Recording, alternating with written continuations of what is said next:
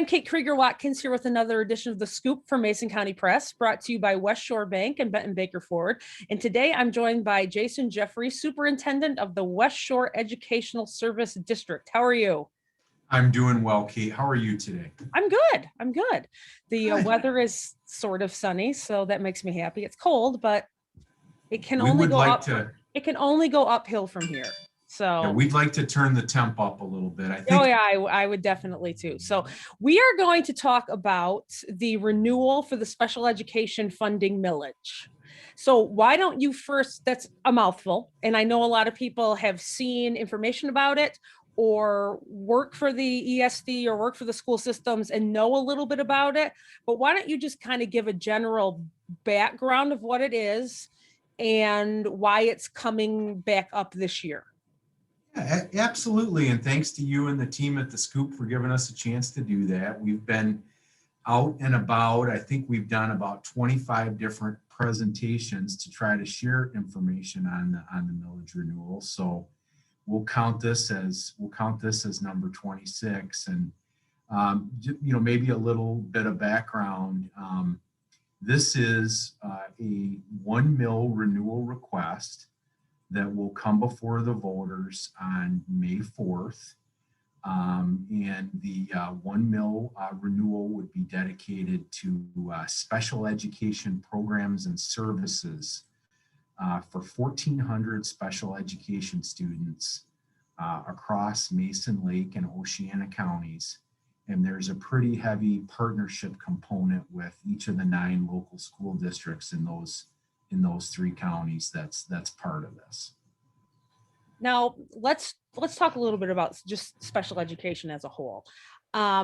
You said there's 1,400 students that are affected by this funding throughout the 3 counties. Correct. Okay, talk a little bit about what those services are, because we were talking a little bit before we started filming about just the different special ed services that are provided. I think a lot of people, whether or not they have a child that receives services, sometimes doesn't understand what all the ESD encompasses as far as under that special education umbrella. So why don't you kind of hit on that just so people understand, like, oh, that it's not just what most people think of, like a resource room kind of situation where, Johnny goes down and gets help for math or reading kind of thing. Sure, absolutely. Well, as we've talked about, there are 1,400 students in the region who qualify for special ed programs and services, and that translates into one of every 6 students. So it is pretty significant in scope. One of the things that is different about the state of Michigan than other states is that special education services actually range from birth to age 26. So there's quite an age span there, and most of the other states in the country, they run through age 21. So we certainly service a larger number of students based on that age range. When you look at that range, and then you kind of get into your question about what do programs and services look like, certainly when we're at the birth to age 2 or 3 end of the spectrum, there are lots of services that are provided to students actually in the home. And then as we transition into early childhood special education programs, those are also things that occur and happen before, what we would traditionally think of as kindergarten. And then on the older end of the spectrum, students who are over 18, then there's quite a bit of interface with employers and community agencies as we're looking to help students do what we call transition, into some type of post-secondary education or employment, really depending on where they are individually. And then in between those 2 things, there are a number of different disabilities that are recognized by the state and federal government. And if students qualify within one of those categories, then there's going to be specialized programming that's offered for them. We have 16 different programs that we offer for those individuals Many of those programs are offered in partnership with our local school districts, and they actually are offered within the districts themselves. Then we have programming that's available at our US 10 campus, and we even have a program that is in existence out on the West Shore Community College campus, and that's a career and employability skills program targeting special education students, separate from our career and technical education center that's out there as well. So there are loads of services that the ESD provides from what you just rattled off. And you didn't even like go into much detail about, all the ancillary staff and that kind of thing. So why is the renewal of this millage so important? Because special ed needs to be in school districts. It's a law.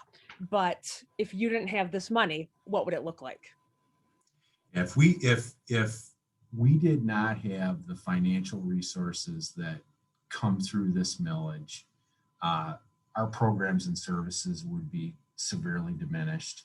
I mean, we are in a situation where we are required by law to provide programs and services, but the scope and the depth, we certainly wouldn't be able to offer what we do without this millage. The service component of the millage, just so folks that are watching this have some understanding. These are things that typically happen for students outside of classrooms. And one of the services that we provide to a pretty large number of students is speech therapy. So that would be an example. When we talk about special education programs, these are things that happen in classrooms. And as I mentioned previously, we have 16 different classroom-like programs that we offer throughout the 3 counties. Some of those on our campus here on US 10, others out in local school districts, even one on the community college campus. An example of that would be programs for students with moderate to severe cognitive impairments.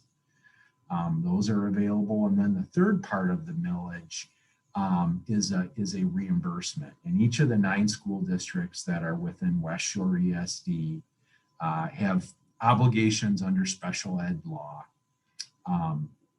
And monies that they receive from the state and federal government don't come close in any way, shape, or form to fully funding those programs.